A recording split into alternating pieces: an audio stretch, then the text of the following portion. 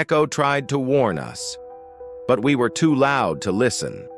In a world where noise is constant and attention is a currency, have you ever felt like you were shouting into the void?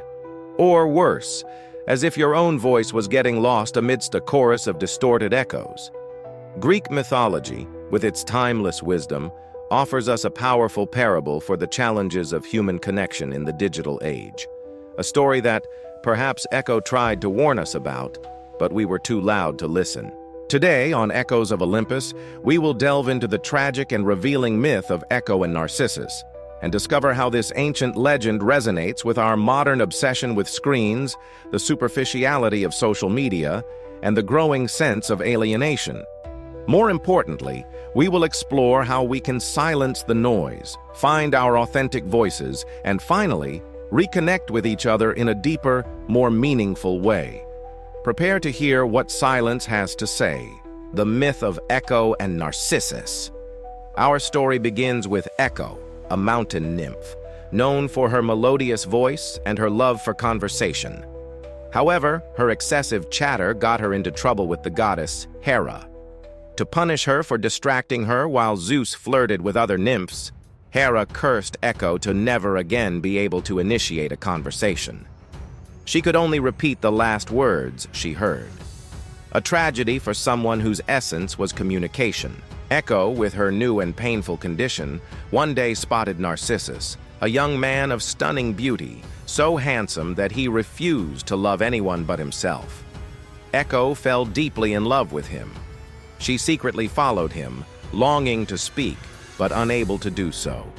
When Narcissus finally noticed her and asked, "Who's there?" Echo could only reply, "There." In her desperate attempt to express her love, Echo repeated Narcissus's words, but he, in his arrogance and self-absorption, cruelly rejected her. Heartbroken, Echo retreated to the caves, wasting away from sadness until all that remained of her was her voice, a distant echo in the mountains. Narcissus, in turn, was cursed by the goddess Nemesis to fall in love with his own reflection in a lake. Unable to tear himself away from the image he loved so much, he also wasted away, transforming into a flower we now know as the Narcissus. A story of unrequited love, vanity, and the tragic loss of voice and identity. The noise and alienation. But what does this ancient tragedy have to tell us about the 21st century? Much more than we imagine. Echo's curse of only being able to repeat what she hears, and Narcissus. Our social media are echo chambers where algorithms show us more of what we already agree with, reinforcing our own views and isolating us from different perspectives. We are bombarded with notifications, headlines, and opinions, but the ability to truly listen, to process, and to respond with depth is becoming a lost art.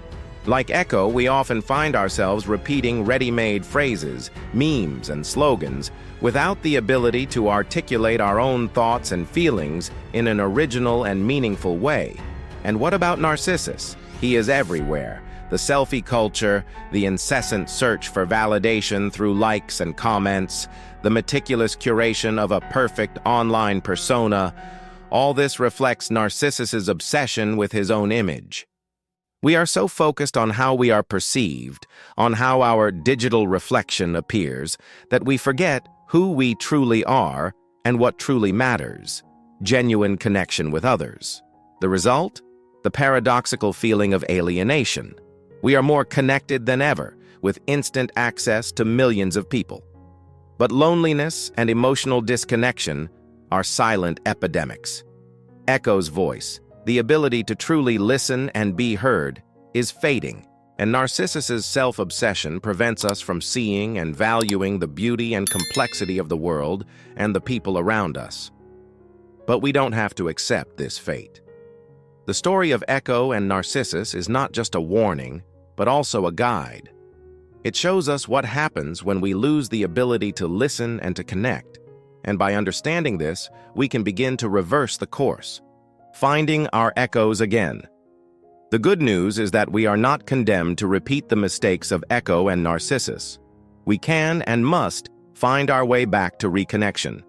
The first step is to recognize the noise in our lives and make a conscious effort to silence it.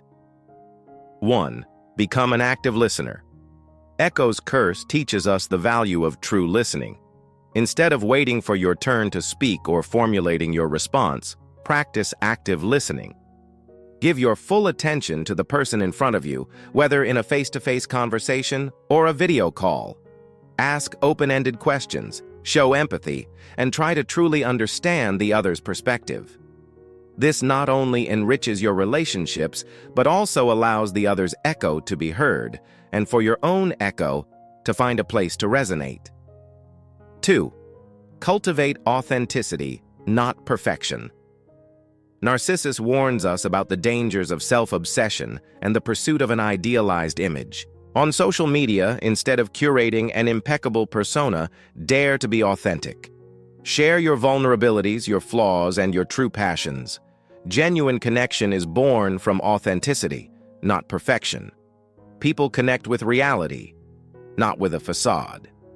3. Break out of echo chambers.